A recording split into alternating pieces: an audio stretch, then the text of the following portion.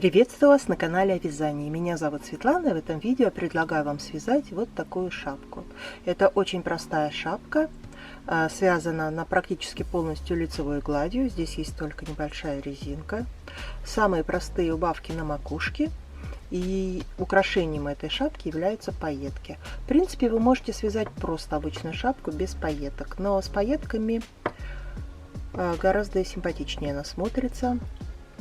Связать может любой, кто умеет вязать лицевые и изнаночные петли. Все, больше никаких особо требований к мастерству не требуется. Фотографии шапки вы уже видели. Сейчас я расскажу, из чего я вязала конкретно эту шапку. Порекомендую вам примерно, из чего можно вязать. Итак, я конкретно вязала шапку из пряжи Пехорка подмосковная. Это полушерсть, 50% шерсть, 50% акрил, 250 метров в 100 граммах. Вы можете взять любую пряжу, которая соответствует этому метражу, и вязать прям сразу без расчетов. То есть, я думаю, 230-250 метров совершенно спокойно можно связать. Если вы возьмете более толстую пряжу, то лучше пропорционально увеличить количество. Нет, если берете толстую пряжу, то уменьшаете количество петель. Если берете тонкую пряжу, то увеличиваете количество петель. Здесь, так как у нас резинка, единственное требование, так как она 2 на 2, то число петель должно быть кратно 4. Больше никаких требований именно к количеству петель нет. Вяжите той плотностью, которая вам подходит. Я для шапки набирала это из 100 петель. Пайетки у меня вот такие, фирмы Кутнор. Здесь они из хлопка, 50 грамм, 120 метров. Ну, это просто у меня такие покупные палетки, в смысле магазинные, заводские, но есть очень много сейчас продается палеток бобинных, которые на бобине продаются, любой метраж можно купить. Так, а здесь у нас получается, здесь достаточно тоже плотные пайетки, 120 метров в 50 граммах. Но они проходят вот здесь только у нас по рисунку. И я не могу сказать, что у них достаточно толстая нить. Ну, конечно, здесь не 250. Вот если их сравнить, то, конечно, мне кажется, здесь вес именно пряжи зависит в том числе и от пайеток, а не от толщины пряжи. Я купила это все, по-моему, я это все купила на Озоне пряжу. Также про спицы. Я вязала на спицах сначала 2,5 резинку. Рекомендую брать спицы с леской не больше 40 сантиметров. Удобнее так вязать. И дальше основное тело шапки я вязала уже на спицах 3,5. То есть после резинки я перешла на спицы 3,5. Также в конце для вывязывания макушки нам потребуются маркеры. Всего, так как у меня 100 петель, мне потребовалось 10 маркеров. Из них один маркер мы в самом начале вешаем. Он должен отличаться от других маркеров, потому что это будет маркер начала ряда, чтобы не запутаться.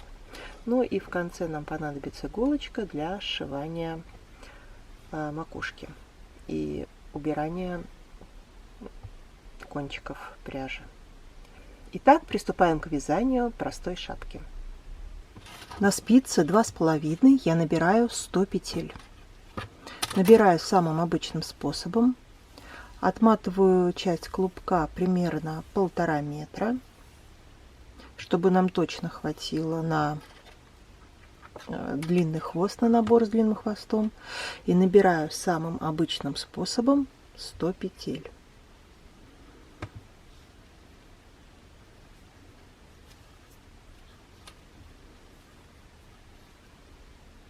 Я набрала на спице 100 петель, и теперь мы будем соединять вязание в круг. Поставим при этом маркер. Итак, смотрим внимательно, чтобы у нас вязание было не перекручено. Выравниваем его все в одну сторону.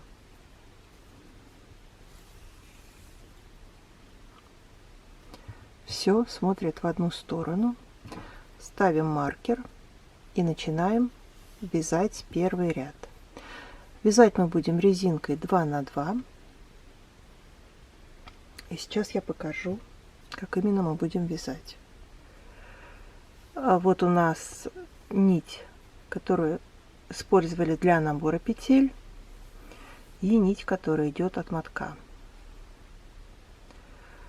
Мы вместе складываем эти нити, то есть вот видите, они у нас в конце, они находятся в правой руке. Вешаем маркер. Еще раз проверили, все ли у нас смотрит в одну сторону вязания. И начинаем вязать.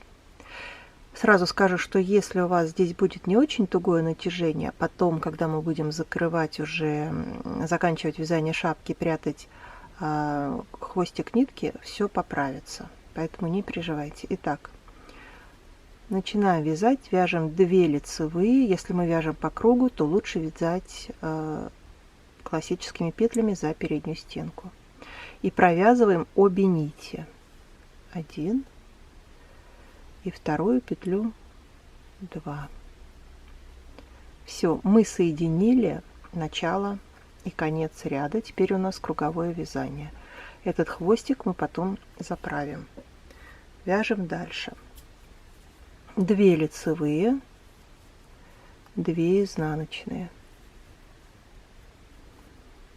2 лицевые, 2 изнаночные. В принципе, если вам сложно, так как у нас шапка будет без отворота, то можно вязать изнаночный и бабушкиным способом. Еще раз проверили. Почему я все время говорю, что надо проверить, не перекручено ли вязание. Потом будет очень обидно, когда вы свяжете уже сколько-то там рядов, и вы поймете, что у вас вязание перекручено. Обычно такое вот у меня иногда бывает, и это потом как-то пропадает желание вязать эту вещь. И таким образом мы вяжем до конца ряда. 2 лицевые, 2 изнаночные.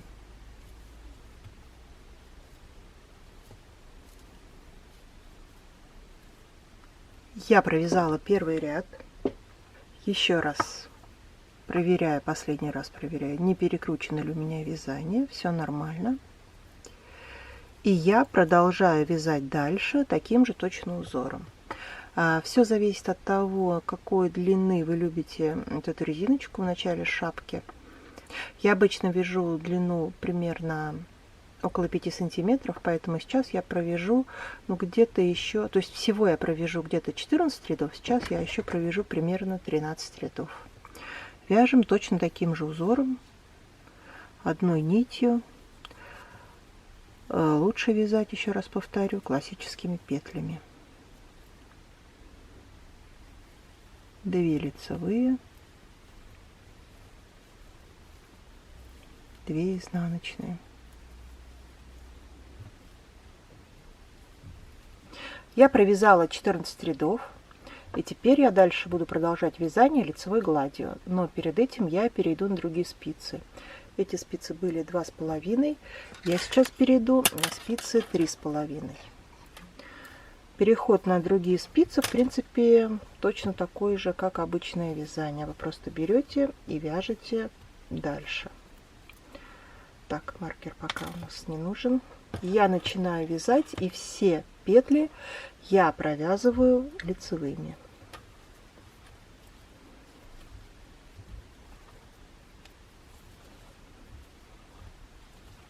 Даже те, которые были изнаночными, я провязываю лицевыми. И так я вяжу целый ряд до конца. Я перешла на другие спицы. У них и леска подлиннее. И видны уже примерно размеры шапки. И сейчас уже все зависит от вашей фантазии. Сейчас мы будем вязать основную часть шапки, которая до убавок на макушке. Если вы хотите связать, чтобы шапка была немного свисающей, со свисающей макушкой, то вяжите вот от резинки до начала убавок примерно 20-22 сантиметра. Если вы хотите связать шапку, чтобы она сидела точно по голове, то тогда надо вязать примерно сантиметров 17 от начала резинки. Здесь вы уже делаете как хотите. Я сейчас покажу просто, как я вяжу, но принцип вязания не меняется. Дальше вязание будет идти лицевой гладью. Мы с вами вяжем самую простую шапку, поэтому я буду периодически пускать полоски из вот такой пряжи с пайетками. Вы можете, в принципе, их не добавлять, но, конечно, с ними веселее. Я буду пускать пряжу с пайетками, наверное, приблизительно каждые 2 ряда я буду провязывать с пайетками, потом примерно 5-6 рядов без пайеток. Такая у меня будет тельняшка, если так можно выразиться, из пайеток. Итак, как мы делаем? Мы просто прикладываем вторую нить. Теперь у нас нить уже с 2. Наша вязальная нить состоит из 2 нитей. И точно так же продолжаем вязать. Так, маркер не забываем начало ряда вешать. И просто то же самое я вяжу весь ряд лицевыми петлями.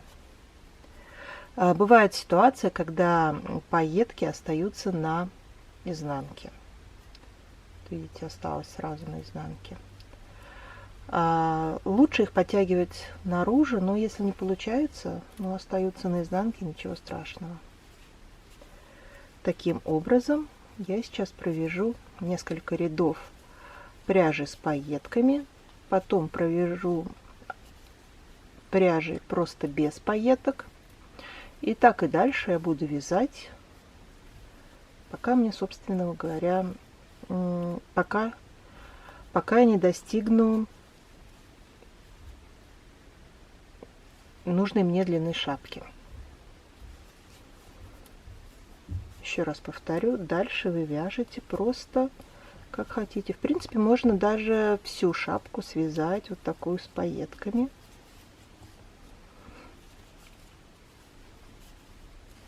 Но я хочу вязать полосочками. Так, еще раз повторюсь, мы вяжем на нужную длину. На нужную вам длину. Так у нас получается.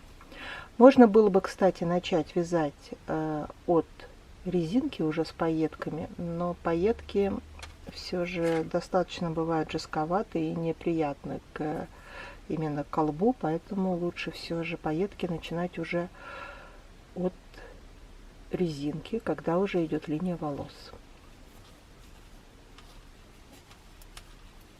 Я провязала нужную мне высоту. Сейчас посмотрим, сколько у меня получилось. Это примерно 19 сантиметров. Мне этого достаточно. И теперь я начну делать убавки для макушки. Убавки мы будем делать самые простые, практически без расчетов. Хотела пояснить, как у меня получилось. То есть я вязала 3 ряда с пайетками, 6 рядов без пайеток. 3 ряда с пайетками, 6 рядов без пайеток. И я хотела показать, как у меня вот со стороны пайеток идет переплетение. То есть, если кто-то не знает, вот, например, я дошла до того места, где у меня были пайетки, присоединялись нить. Я провязываю ряд и нить пайеток просто оборачиваю вокруг нити рабочей и вяжу дальше. Таким образом у меня получается здесь на изнаночной стороне идет просто полосочка из нити из пайеток, нет никаких лишних протяжек. Извините, кот что-то прям в хорошем настроении. И сейчас мы начинаем делать убавки. Как мы будем делать убавки? Очень просто. Убавки мы будем делать с частотой примерно 10 петель. Почему примерно? Вот я набрала 100 петель, и я делю вязание на 10 частей. У меня получается по 10 петель. Если у вас, например, набрано 90 петель, то в принципе вы можете разделить на 9 частей или на 10. Это не принципиально. То есть у вас в одной части, в одной секции уменьшения к макушке будет поменьше петель, или 9, или 10. Главное, чтобы количество петель было примерно одинаковое на всех участках шапки. Итак, я для себя выбрала убавки 10 петель. Кстати, нить с пайетками я больше не буду использовать. Вы можете по желанию еще дальше вязать, я ее отрежу.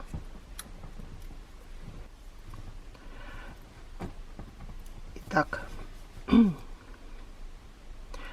первая петля, вторая, третья, четвертая, пятая, шестая, седьмая, восьмая. Всего, еще раз повторюсь, у меня будет 10 петель в секции. Начну с 10 петель убавки, поэтому вот у меня секция 9 и 10 петля, они тоже входят в эту секцию. Я прям сразу начинаю убавки, то есть 9 и 10 я провязываю вместе. Я провязываю за переднюю стенку, потому что я вяжу лицевыми классическими петлями, и лучше будет смотреться, если убавки будут как раз тоже направо. Добавляю маркер. Вяжу дальше. 1, 2, 3, 4, 5, 6, 7, 8, 9, так, нет, 8, и 9 и 10 провязываю вместе. Маркер.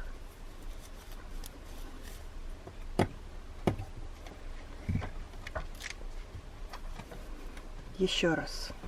1, 2, 3, 4, 5, 6, 7, 8, 9, 10 провязываю вместе. Маркер. И так я вяжу до конца ряда. Я довязала ряд до конца, расставила везде маркеры, и теперь я следующий ряд вяжу просто по рисунку, то есть лицевыми петлями. Весь ряд я провязываю просто лицевыми петлями.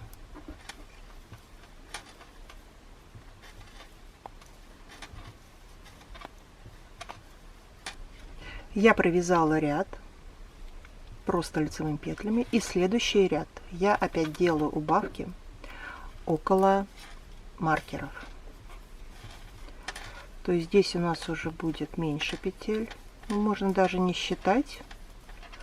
У нас остается, когда 2 петли перед маркером, мы их просто провязываем вместе. Опять вяжем, просто даже не считая.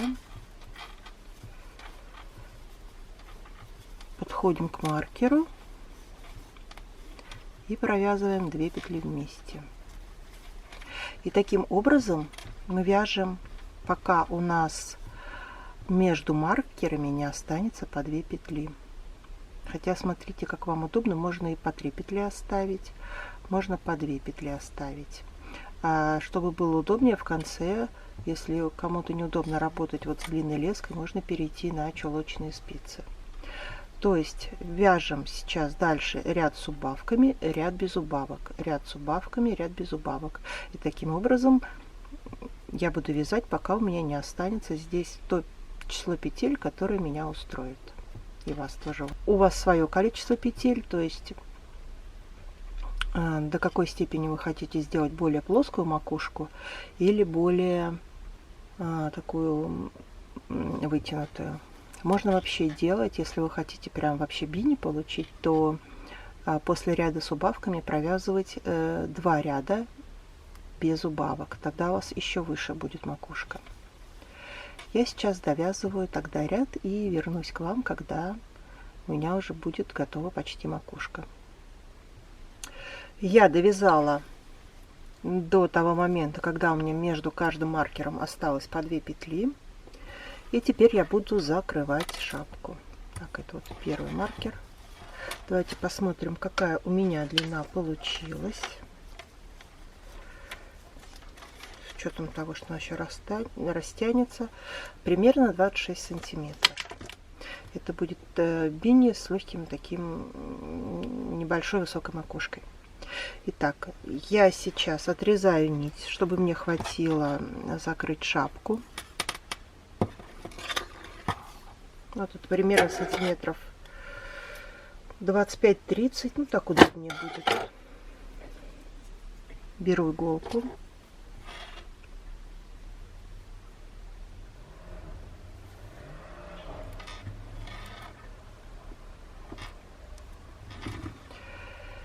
И просто переношу петли со спиц на иголку. Можно вот так подтянуть, чтобы удобнее было.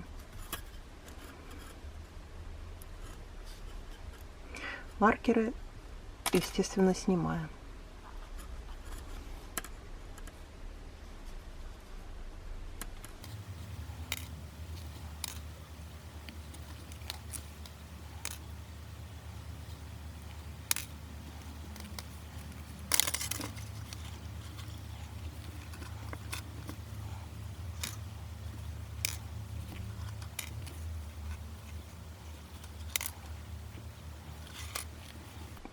Я перевела все петли макушки на нить.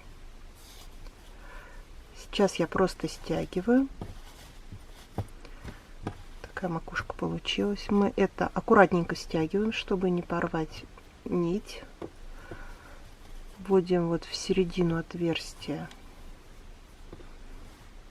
Еще раз аккуратненько подтягиваем, чтобы не было никаких дырочек. И на изнаночной стороне нам нужно просто закрепить нить. Вот я, например, сделаю узелок. Можно сделать еще один узелок. А теперь мы просто вот в петельке протянем нить куда-нибудь, уведем ее. Просто чтобы она на всякий случай не развязалась. Хотя очевидно, что после такого количества узелков она не развяжется, но вдруг. И вот еще обратно на 2 петельки вверх. После стирки это все сваляется и будет ничего не заметно. Отрезаем. Теперь я еще хочу напомнить про место, которое у нас было в начале вязания. В принципе, получился хороший у нас такой ровный край. И сейчас мы его тоже спрячем хвостик от него, от начала вязания. Точно так же здесь удобнее пропускать петли вот в эту косичку с изнанки.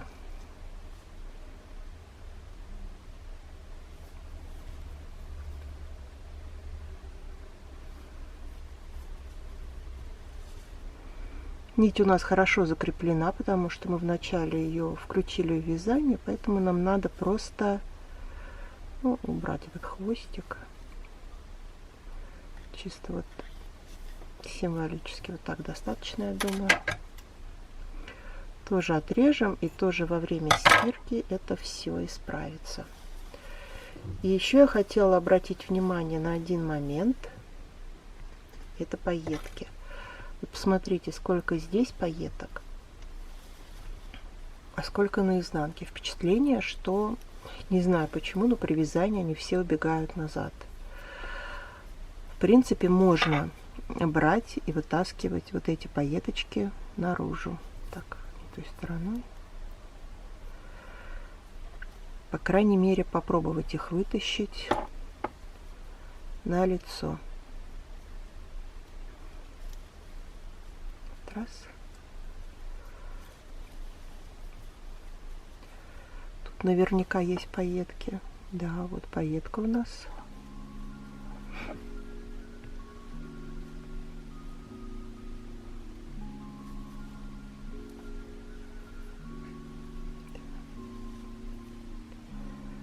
Сложно вытащить, но возможно, поэтому по желанию можете этим позаниматься.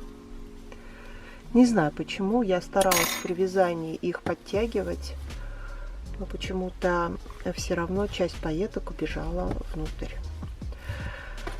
Вот такая шапка у нас получилась. Теперь ее надо постирать. Вот эту пряжу полушерстяную я буду стирать в стиральной машинке при температуре 30 градусов на режиме быстрая стирка. Как правило, я стираю просто в воде, а при режиме полоскания я добавляю кондиционер для волос. Очень хорошо распушается шапка. В принципе, шапка готова. После стирки ее можно уже совершенно спокойно носить на улице.